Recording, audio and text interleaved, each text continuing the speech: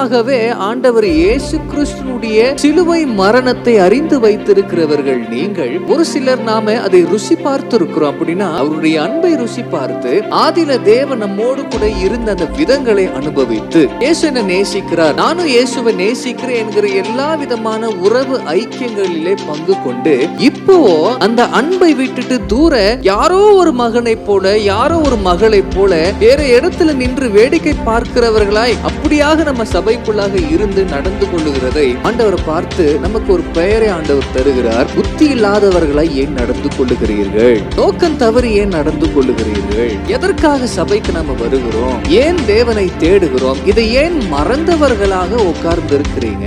சபை என்கிறத ஒரு கடமையாக, ஆராதனை என்கிறத ஒரு கடமையாக மாற்றிவிட்டு அதுல எந்த பலனுமே இல்ல, கிரியைகளுமே இல்ல.